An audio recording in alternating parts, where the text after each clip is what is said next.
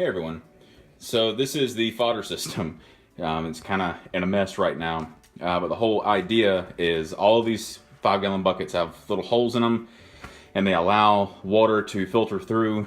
And the one that you're going to use the quickest, the one that you use next, is going to be something like this right here that has sprouted and looks really tasty for the chickens. But you start off with something like this, which is just soaked seed. Now, I'm going to take you through the process of me turning this hot mess into a system, actually a table, that not only does it do what we want it to do, but it actually saves the water that comes out. So it's going to be pretty exciting. I can't wait to actually have this looking pretty decent, and I'll get back to you in just a second.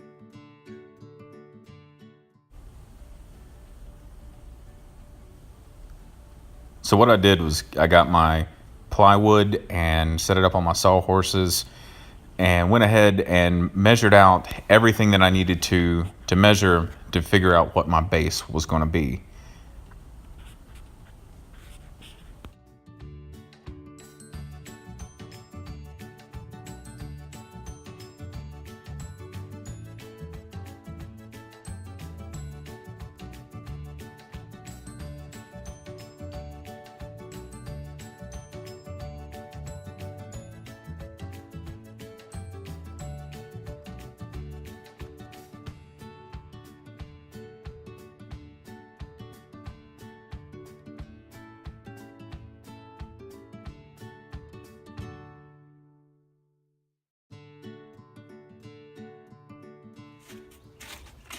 So the first part of the table that we're making is going to be the platform where the buckets sit.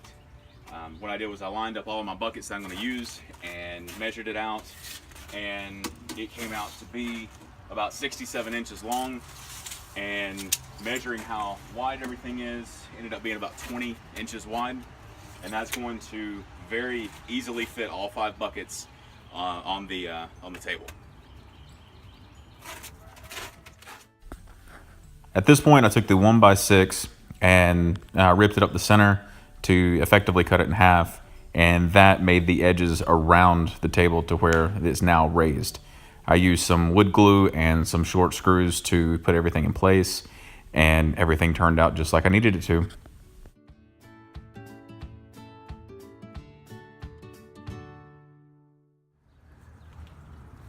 So I got the sides on it, and of course the whole purpose of keeping the sides on it are so that when the water drains out of this, it'll be able to, or when the water's put in the buckets, it can sit in here and not flow everywhere else.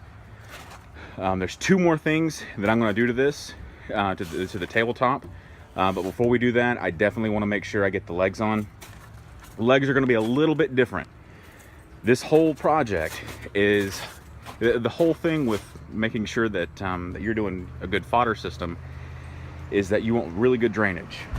The big thing with these buckets is that when I put water in it, it drains out to the bottom, because otherwise if they sit in water, like I found out with these, what they'll end up doing is rotting and bacteria will start growing on them, and I don't want that. I don't want fermented seeds. So I've got to make this to where it tilts to one side, just a hair, not a whole lot. And so yeah, that's the next part of the project. Now it's time to work on the legs of the table, and what I decided to do was go with 3 feet on one side and 2.5 on the other.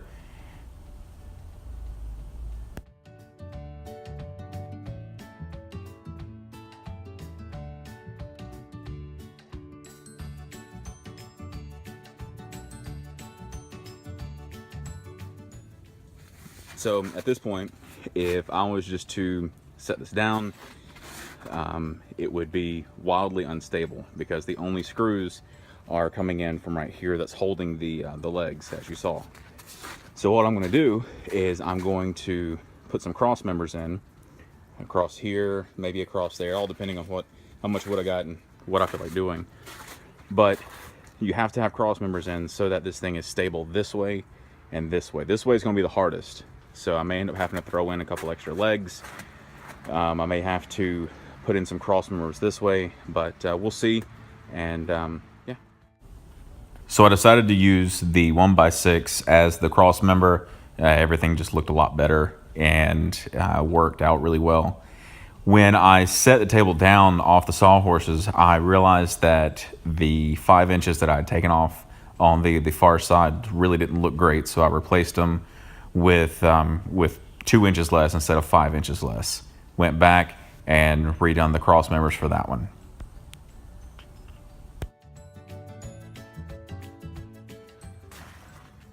So this is the end of the build.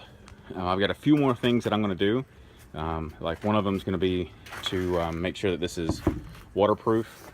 But everything's stable. No more cutting wood. I mean, I can shake the table this way and it doesn't sway back and forth. But more importantly, I can't. If I move it back and forth this way, it doesn't go anywhere because I've got these 2 braces right here. The original design called for another set of legs right here with more bracing, but I really don't see that to be a necessary thing. So the next step for this process is I'm going to get a pour spout and stick it right here to where when the water comes down through here, it'll have a place to go and it'll be able to go straight into a bucket. But before we do that, I'm going to make sure that this is watertight. So based on what I've always been told, if it's worth doing, it's worth overdoing, but make sure you do it right the first time, because I don't personally want to have to come back and redo this project over and over and over again. So the first set of protection that we're going to have is this exterior paint. Now this is going to block and resist mildew. It's going to keep this from breaking down. Right here it does say that it is a latex and it's made for exterior.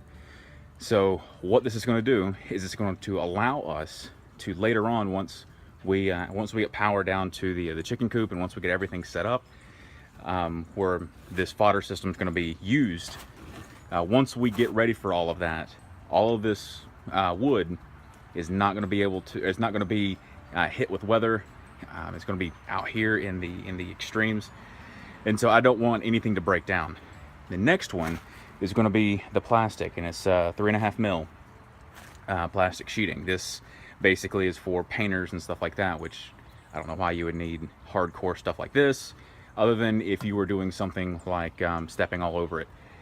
What's going to happen is I'm going to take this, and it just so happens that hopefully this thing will fold out double, but regardless, I'm going to take that, and once I put the paint on this, I'm going to lay plastic over top of it, and that's really going to be where I'm not going to have it.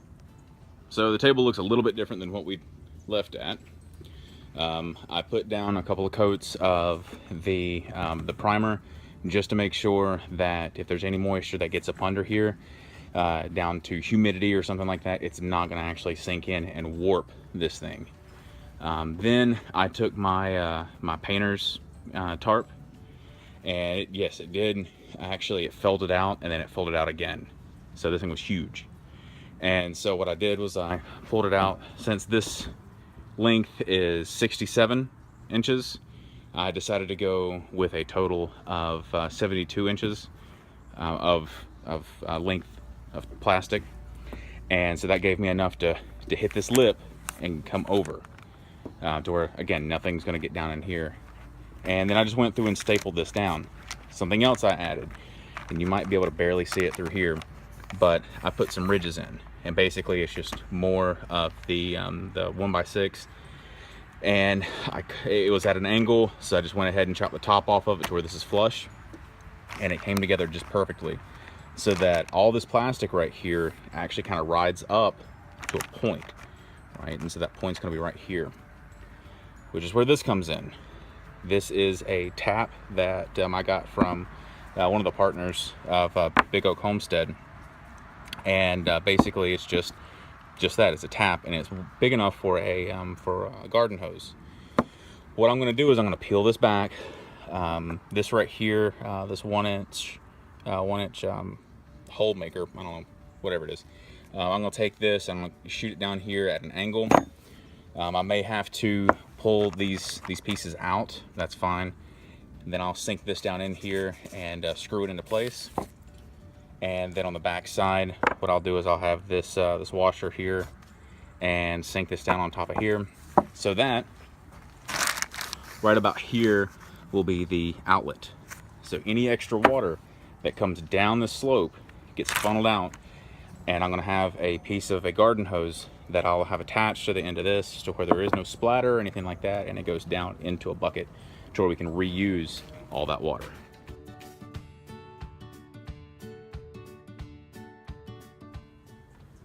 All right, so we're pretty much done. What I've got is the plastic down, stapled down. I sunk me a hole basically at an angle into here to where it comes out the bottom, and I'll show you that in a second. I took these little pieces out that I kind of angled down. I took those out in the beginning, sunk the hole, sunk the this thread, and then put these back in. I had to shave some back off the back so they actually fit, but what that does is that effectively kind of pushes everything out and pushes the plastic out. On this down here, I've stapled everything back. Down here is the basic plumbing stuff. So what you've got is, I went through and kind of shaved back some of this to where I could actually get to it. It doesn't look very pretty, but I don't really care. I put my I guess the tensioner, I don't know, just kind of pulls these threads out as it pushes this up.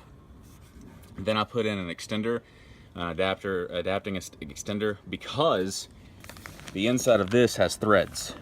So I was able to put that on there. Then, and all this was done with threaded, the pipe threads, the tape, whatever. And then I put this back on top to where it doesn't, it's not like it's ever going to come trickling out. It'll just come down the tube and into the bucket. So there's the end of the build. So everything's pretty much laid out just like I envisioned it to be.